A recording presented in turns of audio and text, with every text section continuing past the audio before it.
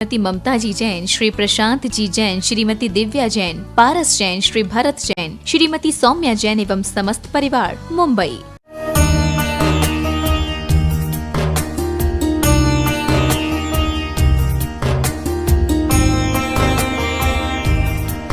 ओम नमः सिद्धेभ्यः। नमः श्री वर्धमानाय निर्धूत कलिलात्मने सालोकानां त्रिलोकानां यद् विद्या दर्पणायते। अहिंसा परमो धर्म की महावीर भगवान की जय। प्रातः स्मरणीय परम पूजाचार्य गुरुवर श्री विद्यासागर जी मुनि महाराज की जय।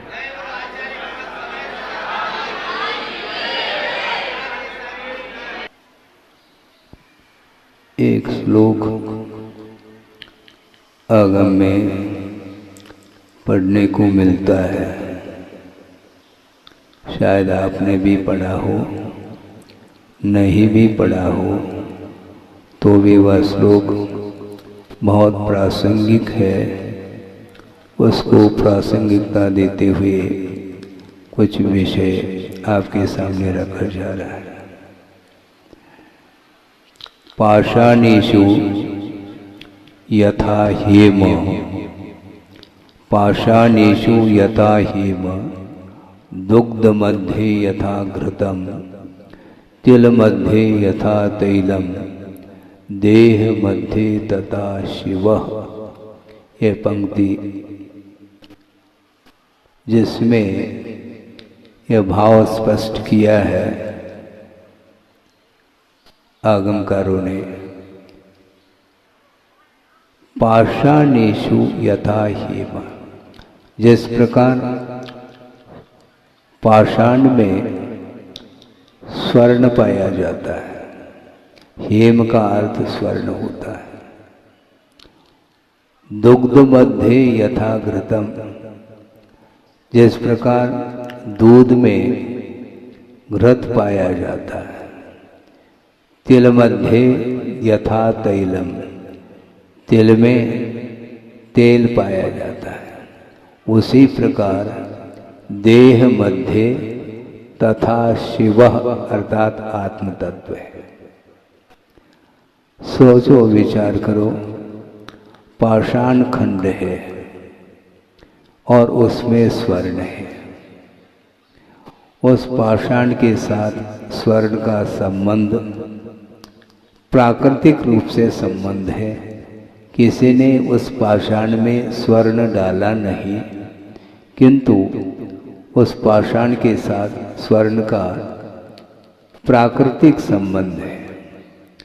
किंतु ऐसा कोई भी व्यक्ति नहीं होगा जो 1-8 किलो का जो पाषाण खंड है जिसमें स्वर्ण है तो अपने गले में लटकाया है?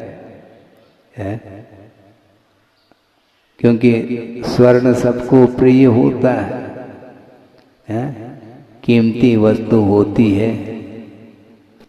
किंतु अभी तक एक व्यक्ति को भी हमने नहीं पाया कि वह 1-8 किलो का जो स्वर्ण पाषाण है उसको गले में पहन रखा हो। ऐसा नहीं। क्यों? क्योंकि उसमें जो पाषाण है उसको पृथक किया जाएगा। उसमें से जब तक स्वर्ण पृथक नहीं होगा, हालांकि वह पाषाण भी पृथ्वी है और स्वर्ण भी वह भी पृथ्वी ही है। दोनों में पृथ्वी की अपेक्षा से, धातु की अपेक्षा से, खनिज पदार्थ की अपेक्षा से कोई अंतर नहीं। किंतु अंतर नहीं होते हुए भी मूलता की दृष्टि से देखते हैं तो अनगढ़ पाषाण अलग है और उसमें जो स्वर्ण पाया जाता है उस स्वर्ण की कीमत अलग हुआ करती है। तो प्रत्येक व्यक्ति सोना पहनना चाहता है, कोई चेन बना लेता है, कोई अंगूठी बना लेता है और कोई मुकुट बना लेता है। ये सारे के सारे आभरण माने जाते हैं, शरीर को इन आभरणों से अलंकृत करता है और उसमें पाषाण में स्वर्ण पाया जाता है। जो सुनार होता है वही जानता है कि इसमें कितने परसेंटेज में स्वर्ण है और कितने परसेंटेज में अन्य वस्तु है। तो विधिवत उस पाषाण से स्वर्ण को पृथक करता है। पृथक करने के उपरांत भी उस स्वर्ण को और अग्नि संस्कार आदि के माध्यम से और प्योर बनाने का प्रयास करता है। 100 टन 16 वाणी जो सोना होता है उसके माध्यम से वह आभरण अधिक बना लेता है। ये स्वर्ण उसमें शक्ति के रूप में विद्यमान है पाषाण में, किंतु जब तक उसकी अभिव्यक्ति नहीं होगी तब तक उसकी कोई कीमत नहीं है। इसी प्रकार एक हीरा होता है, हीरे की खदान होती हैं, पास में एक हीरापुर भी सुनते हैं और इधर पन्ना भी है सामने 40 किलोमीटर दूरी पर। हीरे की खदान खुदाई हो रही है तो उसमें हीरे के कितने नग मिलते हैं क्या? टनोटन हीरा मिल रहा है क्या खदान में? नहीं, खदान में खोदते चले जाते हैं और बहुत ही अल्प मात्रा में वह हीरा मिलता है, किंतु करोड़ों की नहीं अरबों की कीमत उसकी होती है। तो इस प्रकार पाषाण में स्वर्ण अथवा हीरा, पन्ना, माणिक, मोती आदि आदि ये उस पाषाण में होती हुई भी जब तक उसको विधिवत रासायनिक पद्धति से पृथक नहीं किया जाएगा तब तक वह अपने लिए पहनने योग्य वह वस्तु नहीं बन सकती। इसी प्रकार दुग्ध मध्य यथा घृतम कहा, दूध है, दूध में घी है क्या? नहीं, बोलो घी है तो ठीक है, फिर दूध पी लो ना, दूध पी लो यदि घी है तो। दूध में घी है किंतु शक्ति के रूप में है, उसकी अभिव्यक्ति जो होगी वह विधिवत होगी। एक गिलास पानी है, आप पी लेंगे तो घृत का स्वाद नहीं आएगा। उस घी की गंध उसमें आती है क्या? दूध में नहीं आती है, लेकिन दूध में ही घी है, लेकिन है शक्ति के रूप में। उसकी अभिव्यक्ति के लिए विधि है, विधिवत। जिस प्रकार पाषाण से स्वर्ण को पृथक कर लिया उसी प्रकार उस दूध में जो घृत है उसको विधिवत पृथक किया जाता है। कौन सी विधि है सब लोग जानते हैं, आप लोग न जानो तो महिला वर्ग तो जानता ही है, प्रतिदिन उनका काम है। दूध को तपाया जाता है, तपाने के उपरांत फिर बाद में अनुपात से थोड़ा और ठंडा हो जाता है तो उसमें क्या डालते हैं? जामुन डालते हैं। कितने अनुपात से? 10 किलो दूध है तो 10 किलो जामुन डालेंगे क्या? नहीं, थोड़ा सा एक आध बूंद उसमें डालते हैं। उसके माध्यम से क्या जमता है? गलत बात, दही थोड़ी जमता है, दूध जमता है। लेकिन बोलने में तो यही आता है कि दही जमता है, दही जमाना पलट गया, दही नहीं जमता, दूध ही जमता है। लेकिन व्यवहारिक भाषा में ये बोलने में बात आती है कि दही जम रहा है। तो जामुन डालते हैं, फिर बाद में जम जाता है। फिर बाद में उस दही को पात्र में लेकर के मथाने के माध्यम से उसका मंथन किया जाता है। मंथन करते करते करते धीरे धीरे धीरे उस दही में से भिगोने से, मथानी से मंथन करने से उसमें नवनीत निकल आता है? ये प्रक्रिया है, ये विधि है, विधिवत होना चाहिए, रुचिवत नहीं। अपने मन के अनुरूप नहीं, विधिवत कोई कार्य करते हैं तो वह कार्य संपादित होता है। तो मथाने के माध्यम से उस दही का मंथन जब हो जाता है तो उसमें से नवनीत का गोला निकल आता है।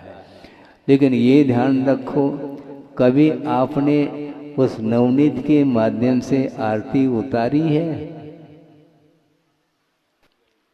क्यों? बाती बना लो, आरती में नवनीत रखो, बाती रखो और जला दो। नहीं, क्यों? नवनीत में अभी भी जलांश है।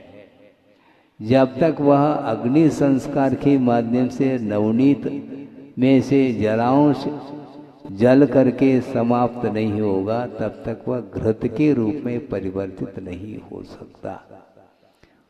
दही में, दूध में भी घी था, दही में भी घी है, नवनीत में भी है, फिर भी वह घी नहीं, शक्ति के रूप में विद्यमान है। एकांत से उसमें घी का अभाव है ऐसा नहीं कहा जा रहा है, किंतु एकांत रूप से उसका सद्भाव देखने में नहीं आता। और अग्नि के माध्यम से जब नवनीत को तपाया जाता है, घी को नहीं तपाया जाता है, तप करके सामने आता है नवनीत, तो वह घी के रूप में परिवर्तित होता है, तो उसमें से सुगंधी फूटती है। नवनीत में से सुगंधी नहीं आती है, आती है क्या? नवनीत में न सुगंधी आ रही है, न नवनीत के द्वारा आरती उतारी जा सकती, क्योंकि उस नवनीत में प्रकाशित करने की क्षमता नहीं है। घी में प्रकाशित करने की क्षमता है। बाती आप घी में डुबो देते हैं और आरती जला देते हैं, तो प्रकाश भी है और सुगंधी भी आ रही है। और दूसरी बात, एक और विशेषता गुरुदेव ने बताई थी, वह ये है, बिल्कुल प्योर जो घी है तरल होना चाहिए, ऐसा नहीं जमा हुआ है। तरल यदि घी है तो उसमें अपना मुख भी देखने को मिल सकता है। ये सारे गुण उसमें उभर करके आए हैं। उसी प्रकार तिल में तेल है, तिल है और तिल आप लोग खा लेते हैं, तिल की पट्टी बना लेते हैं, लेकिन उसमें तेल है, तेल उसमें से निकलता है विधिवत निकालने से। इसी प्रकार इस देह अर्थात शरीर में आत्म तत्व विद्यमान है, किंतु आत्मा का स्वरूप क्या है? घृत के समान है। उदाहरण के माध्यम से आपके सामने ये विषय रखा कि वस्तुतः शरीर में प्रत्येक जीव के शरीर में वह आत्म तत्व विद्यमान है, किंतु आत्मा का स्वरूप अभी तक ज्ञात नहीं हो पा रहा है। आत्मा अर्थात जीव किसी भी इंद्रिय का विषय नहीं बन सकता। ये महाराज फिर हम और आप जो देखने में आ रहे हैं, जीव हैं क्या अजीव हैं? पूरी सभा में जो जनता बैठी है, ये जीव है क्या अजीब है? अजीब बात हो गई। जीव है क्या नहीं? हाँ जीव ही है, किंतु वस्तुतः जीव का स्वरूप नहीं है। ये जीव की वैभाविक ये पर्याय हैं, स्वाभाविक पर्याय तो शुद्धत्व है। सुन रहे हैं आप? हैं? जो स्वाभाविक पर्याय है, जिस प्रकार दूध की वह स्वाभाविक पर्याय घृत है, उसी प्रकार जीव की जो स्वाभाविक अवस्था है वह शुद्ध परमेष्टि के रूप में है।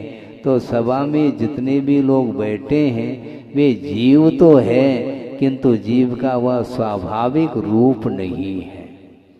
और स्वाभाविक रूप नहीं होते हुए भी शरीराश्रित हम और आपका जीवन चल रहा है, किंतु शरीर को देख करके ही वह अपना स्वरूप मान लेता है। वह ठीक नहीं,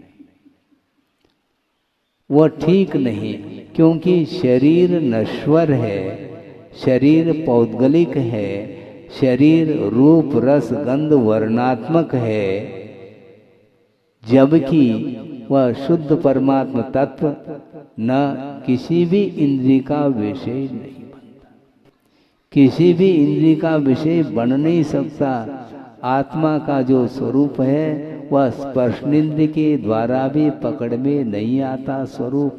रसनेन्द्रिय, घ्राणेन्द्रिय, चक्षुरेन्द्रिय, कर्णेन्द्रिय, इन सभी इंद्रियों के माध्यम से शरीर का स्वरूप तो आ सकता है, किंतु जीव का जो स्वरूप है वो कभी भी पकड़ में नहीं आता। आप लोग फोटो उतारते हैं, उतारते कि नहीं? हाँ, उतारते कि हमारे सुबह होती वही चलता है, सुबह होते ही मोबाइल के माध्यम से एक दूसरे के फोटो आप खींचते रहते हैं, जबकि वह फोटो में वह परमात्म तत्व नहीं आ सकता, केवल शारीरिक रूप आता है। शरीर की जो आकृति है, शरीर का जो रूप लावण्य है, जो सुंदरता है, वही कैमरे में आ जाता है, किंतु वस्तुतः जो परमात्मा का रूप है वह कभी भी इंद्रिय का विषय नहीं बन सकता। एक दूसरे से आकर्षित होकर के संसारी प्राणी अपने स्वरूप से वंचित है। अपना स्वरूप कौन प्राप्त करना चाहता है? प्राप्त करने के लिए तो बैठे हैं, हम प्राप्त करने के लिए बैठे हैं, किंतु विधिवत ही प्राप्त होगा।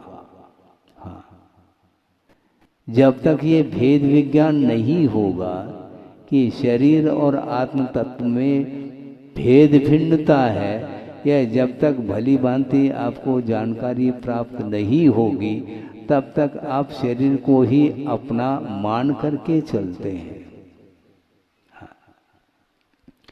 और शरीर आश्रित जो जीवन है वह पराधीन माना जाता है। आप बैठे हैं, आपका जीवन चल रहा है, किंतु आपका जीवन स्वाश्रित नहीं है, स्वतंत्र जीवन आपका नहीं चल रहा, स्वाधीन जीवन नहीं जी रहे हैं, किंतु आपका जीवन शरीर आश्रित चल रहा है। और शरीर में कुछ 19-20 हुआ तो बस डॉक्टर की ओर भागते चले जाते हैं, हॉस्पिटल भर्ती हो जाते हैं। आत्मा को भर्ती कर रहे हैं क्या शरीर को? बोलो। हॉस्पिटल में गए हैं और डॉक्टर के सामने आप अपना हाथ देते हैं, वह हाथ पकड़ करके आपकी नाड़ी को वह नाड़ी परीक्षण कर रहा है। नाड़ी परीक्षण करने वाला भी कौन है, और जिसका नाड़ी परीक्षण जिसकी की जा रही है वो कौन है? शरीर का ही परीक्षण हो रहा है, निरीक्षण हो रहा है। आत्म तत्व का परीक्षण निरीक्षण नहीं हो पा रहा। आज वर्तमान में ये वैज्ञानिक युग है, इस वैज्ञानिक युग में बड़े बड़े वैज्ञानिक लोग लगे हैं, सूक्ष्म से सूक्ष्मतम आविष्कार उनके द्वारा हो रहा है, किंतु आत्म तत्व के बारे में कोई आविष्कार अभी तक नहीं हुआ। भौतिक क्षेत्र में तो आगे बढ़ते चले जा रहे हैं, और ज्ञान के माध्यम से सांसारिक जो और संसाधन हैं सांसारिक क्षेत्र में काम में आने वाली, उनका आविष्कार होता चला जा रहा है, और उसके माध्यम से वह भौतिक सुख का अनुभव करना चाहते हैं। जबकि आत्मिक सुख में और भौतिक सुख में अथवा शारीरिक सुख में जमीन आसमान का अंतर है। ये स्वरूप का बोध विज्ञान के माध्यम से संभव नहीं। महाराज, फिर स्वरूप का बोध किसके द्वारा संभव है? विज्ञान के द्वारा नहीं, वीतराग विज्ञान के द्वारा ही स्वरूप पकड़ में आता है। वस्तुतः जब तक संसारी प्राणी की दशा सरागमय रहेगी तब तक अपना स्वरूप का संवेदन नहीं कर सकता। आप जो भी आपको अनुभव में आ रहा है वह अशुद्ध तत्व का ही संवेदन आप कर रहे हैं। आत्मा का संवेदन आपको होता क्या नहीं? बोलो, आत्मा का संवेदन होता है कि नहीं आपको? है? नहीं। आत्मा का संवेदन आप प्रति समय कर रहे हैं, लेकिन सराग स्वसंवेदन हो रहा है। वीतराग स्वसंवेदन जो होता है वह बिना महाव्रत के, बिना संयम के वीतराग स्वसंवेदन संभव नहीं है। और संवेदन से शून्य आत्मा नहीं है। कोई भी आत्मा हो, कोई भी जीव हो, एक निगोदिया जीव है, उसे भी फील होता है, उसे भी संवेदन होता है। क्योंकि सुख और दुख का संवेदन यदि नहीं होगा फिर जड़ कहलाएगा वो। ऐसा थोड़ी होता है? आपके पैर में कांटा गड़ गया, आपको संवेदन हो रहा है कि नहीं? किसका संवेदन? जड़ का? जड़ का संवेदन हो रहा है क्या? आत्मा का ही संवेदन हो रहा है, क्योंकि जड़ को कभी संवेदन होता ही नहीं, इसी का नाम जड़ है। जब इस शरीर में से आत्म तत्व निकल जाता है, अवसान हो जाता है, डेड बॉडी है, फिर उसको पोस्टमार्टम कर लो, कोई मतलब नहीं। जब तक इस शरीर में आत्मा है अथवा जीव है तब तक वह महसूस करता है, फीलिंग्स आते हैं उसके अंदर, सुख और दुख का संवेदन होता है। और आत्मा निकल जाए फिर बाद में देख लो उसको दाह संस्कार के लिए ले जाया जा रहा है। वहां पर अग्नि संस्कार करते समय वह चिल्ला रहा है क्या? क्यों? आत्म तत्व चला गया। जो चैतन्य आत्मा का स्वरूप था, जीव था, वह जीव ही उस शरीर से निकल गया। प्राण निकल गए यानी प्राणी गया। प्राण को धारण करने वाला जो होता है उसका नाम प्राणी है, और वह शरीर के आश्रित वह जीव अर्थात प्राणी रह रहा था और वह अवसान हो गया, मरण को प्राप्त हुआ तो वह निकल गया तो डेड बॉडी है, उसमें किसी भी प्रकार से कोई संवेदन नहीं। इसलिए इससे स्पष्ट होता है आपके शरीर में जब तक जीव का सद्भाव रहता है तब तक तो आप संवेदनशील माने जाते हैं। संवेदन शून्य कोई भी जीव नहीं, चाहे वो एक इंद्रिय हो, द्विंद्रिय हो, तीन इंद्रिय हो, चौरेंद्रिय, पंचेंद्रिय, संगी असंगी, देव नारकी, मनुष्य, कोई भी किसी भी योनि का जीव क्यों न हो वह संवेदनशील होता है। इसलिए आपको संवेदन होता रहता है आत्मा का, किंतु आत्मा का संवेदन होते हुए भी राग के साथ हो रहा है, इसलिए आत्मा का स्वरूप संवेदन संभव नहीं है। वीतराग स्वसंवेदन अलग है और सराग स्वसंवेदन अलग है। गुरुदेव ने कई बार प्रसंग बनाए हैं और कहा है, और सुनने वालों को भी कुछ क्षण के लिए विस्मय भी हुआ। महाराज क्या सुनाया था महाराज ने? उन्होंने ये कहा था, पूरी भरी सभा में वह प्रवचन कर रहे थे और एक बार उन्होंने ये कहा कि आप लोग जितने भी लोग बैठ करके सुन रहे हैं आप सब वीतरागी हैं। महाराज ये क्या बोल रहे हैं आप? बिल्कुल ठीक बोल रहा हूं, ऐसा कहा उन्होंने। कौन सी विवक्षा है? इसमें विवक्षा है आप बिल्कुल वीतरागी, क्योंकि आत्मा के प्रति कोई राग ही नहीं आपका। आत्मा के प्रति परमात्मा के प्रति राग है ही नहीं, इसलिए आप वीतरागी, और आत्मा के प्रति अनुराग मेरा है इसलिए मैं रागी हूं। आत्मा के प्रति राग होना चाहिए। आपका राग जड़ वस्तु के प्रति है, आत्मा के प्रति नहीं है। इसलिए जिसके प्रति राग नहीं वह उसका नाम वीतरागी है। आत्मा के प्रति, धर्म के प्रति अनुराग होता फिर आप घर नहीं लौटते। फिर घर लौटेंगे कि नहीं, वही देख रहे हैं महाराज, कब 9:30 बजेगा और कब निकल जाए हम। हाँ बिल्कुल ठीक है, निश्चित बात है। आप मना भले करो किंतु निश्चित जाएंगे, क्योंकि जब तक संबंध लगा हुआ है, जब तक पर वस्तु के साथ संबंध लगा हुआ है, अटैच जब तक है, तब तक वह छोड़ेगा नहीं। रात के 12 बजे भी आप जाते हैं, किसी अड़ोस पड़ोस के घर में प्रवेश नहीं करते हैं। आप करते हैं क्या? नहीं। आपको रूम का नंबर मालूम है, घर का नंबर मालूम है, उसी घर में जाते हैं और ताला, चाबी से ताला खोल देते हैं और प्रवेश करते हैं।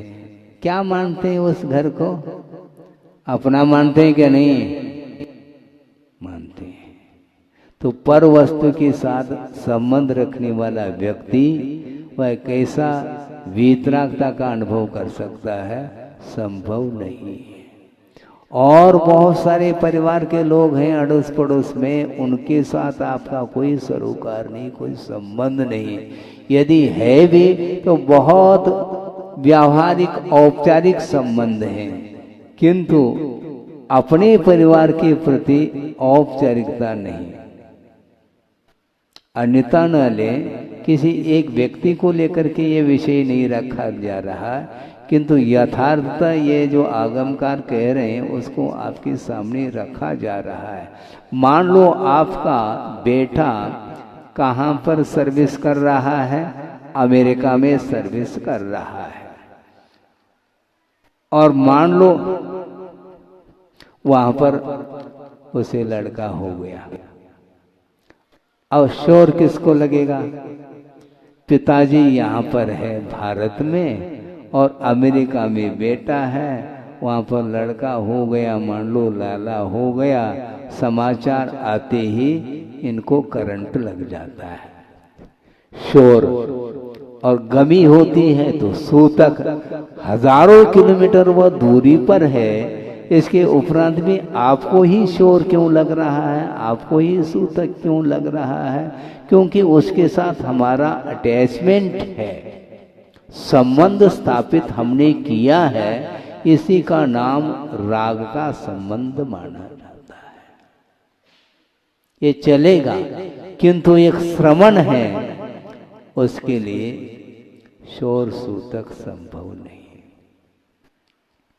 उसको काय का परिवार के, मान लो गृहस्थ अवस्था के परिजन के लोग हैं, उनके यहाँ कोई शोर हो गया, कोई गमी हो गई, कमी हो गई, ठीक, उनको कोई मतलब ही नहीं, क्योंकि संबंध को छोड़ दिया है। जैसे समझने के लिए शोर भी हो गया, किंतु शोर होने के पहले मान लो आप विधान में बैठे हैं और आपको क्या बांध दिया जाता है? रक्षा सूत्र। हाँ, और वो बांध दिया मान लो किसी प्रतिष्ठाचार्य ने। अब समाचार भी आ जाए शोर का अथवा सूतक का, तो भी आपको तत्संबंधी कोई भी लगेगा नहीं दोष। तो आप विधान संपन्न करते हैं। इससे स्पष्ट है कि जो विधिवत जब तक हम संबंध तोड़ते नहीं तब तक हमारा संबंध बना रहता है। इसलिए पर वस्तु के साथ, चाहे वो चेतना चेतनात्मक कोई भी वस्तु है, उस वस्तु के साथ हम संबंध स्थापित करते हैं। जब तक हमारा संबंध उन वस्तुओं के साथ रहेगा तब तक हम राग का ही संवेदन करते हैं, वीत रागता का संवेदन संभव ही नहीं। शरीर के प्रति भी निर्ममत्व भाव बना रहता है श्रमण का। इसलिए निरंतर संयम धारण करने के उपरांत सात्य पुण्य का ही अर्जन करता है और पाप कर्म की निरंतर निर्जरा करता चला जाता है, जबकि यह गृहस्थ अवस्था में संभव नहीं है। अपनी भूमिका के अनुरूप होना अलग वस्तु, किंतु एकांत रूप से पुण्य का ही संचय करने वाला या तो व्रती होता है अथवा महाव्रती अर्थात श्रमण होता है। बहुत अद्भुत चीज है ये, क्योंकि मेरा पदार्थ ये मेरा है ही नहीं, ये मान्यता का नाम, मान्यता बना रखिए मेरी वस्तु है। वस्तु वस्तु में है और आप में है, इसके उपरांत भी यह संबंध स्थापित किया जा रहा है। यह संबंध ही अज्ञान का परिणाम है, ऐसा आगमकार कह रहे हैं। हाँ, ये अज्ञान जब तक समाप्त नहीं होगा तब तक वह पर वस्तु से संबंध तोड़ नहीं पाएगा। भेद विज्ञान की आवश्यकता है, क्योंकि अभी तक जितने भी आत्माएं मुक्त हुई हैं, सिद्धत्व को उपलब्ध किया है, तो किसके द्वारा उपलब्ध किया? भेद विज्ञान से ही उपलब्ध किया। एक कारिका आती है, भेद विज्ञानत सिद्धा सिद्धा एकिल केचन तस्यैवा भावतो बद्धा बद्धा एकिल केचन। भेद विज्ञान के कारण ही सिद्धत्व को प्राप्त किए हैं और भेद विज्ञान के अभाव में ही वस्तुतः संसारी प्राणी बंधा हुआ है कर्मों से। स्वरूप का बोध होना अनिवार्य सिद्ध होता है। प्रत्येक वस्तु का अपना अपना स्वरूप हुआ करता है, उसी प्रकार आत्मा का भी अपना स्वरूप पृथक अस्तित्व रखता है। आत्मा का स्वरूप अन्य वस्तुओं से पृथक है और वह स्वरूप का अर्थ ही स्वभाव हुआ करता है। स्वभाव का अर्थ नेचर हुआ करता है, उसी को प्रकृति बोलते हैं। गुणस्य का प्रकृति मधुरता। गुण की प्रकृति क्या है? उसका नेचर क्या है? वह मधुर होता है, मीठा होता है। निम्बस्य का प्रकृति, नीम की प्रकृति क्या है? उसका नेचर स्वभाव क्या है? कटुकता। नीम जानते हैं आप? हैं? स्वाद लिया है कभी? हाँ, लिया तो है।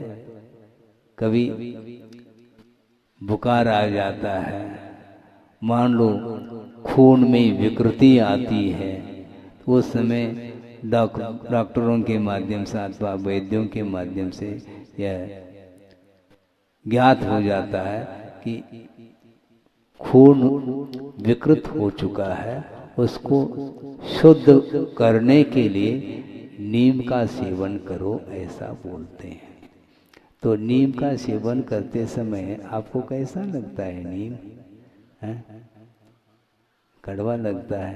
पीते समय पिया जाता है क्या? बेमन के पिया जाता है, गटकना पड़ता है। ऐसा कोई भी व्यक्ति को हमने नहीं देखा कि गन्ने का रस जो है पिया जा रहा है, अच्छे स्वाद लेकर के। ठंडा ठंडा गन्ने का रस है और गर्मी के दिन में, और उसमें नींबू और निचोड़ दिया है, फिर देख लो वो मीठा है और ये कड़वा है। ये कड़वा क्यों? क्यों मत पूछो तर्क से, स्वभाव रहता दूर, कहते हैं। स्वभाव कभी भी तर्क का विषय नहीं बन सकता। किसी के कारण वह उसमें वह कड़वाहट आई हो, ऐसा नहीं, वह नेचर है। नेचर पर सापेक्ष नहीं हो सकता। नेचर हमेशा स्वसापेक्ष हुआ करता है। अग्नि गर्म है, किसके कारण? बोलो, किसके कारण अग्नि गर्म है? स्वभाव से, किसी कारण से तो नहीं।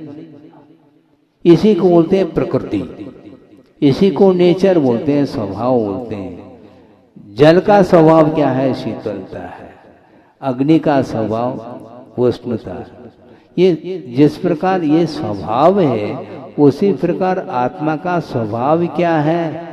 तो जानना, देखना, संवेदन करना, यह आत्मा का स्वरूप है। किंतु संसारी प्राणी के पास ज्ञान होने के उपरांत भी उस ज्ञान का उपयोग नहीं कर पाता। ज्ञान के द्वारा पदार्थ का बोध होता है, किंतु आचार्य कहते हैं ज्ञान के द्वारा पदार्थ का बोध होता तो है, किंतु आप होश में हो तो ज्ञान के द्वारा पदार्थ का बोध हो सकता है। और यदि क्रोध में आए हैं आप, तो आपका ज्ञान काम नहीं कर रहा होता है। अपने जीवन को उन्नति की ओर ले जाया जा सकता है। इसलिए आत्मा की उन्नति जो होगी वह रत्नत्रय की उपासना अथवा देव शास्त्र गुरु की उपासना करते हुए अपने जीवन को सफल बनाने का पुरुषार्थ करते रहे। इस पवित्र भावना के साथ अहिंसा परमो धर्म की जय। बोधि समाधि परिणाम शुद्धि स्वात्मोपलब्धि शिव शोक सिद्धि चिंतामणिम चिंतित वस्तुदाने पाबंद मानस्य ममास्तुति। परम पूजाचार्य गुरुवर श्री विद्यासागर जी महाराज की जय।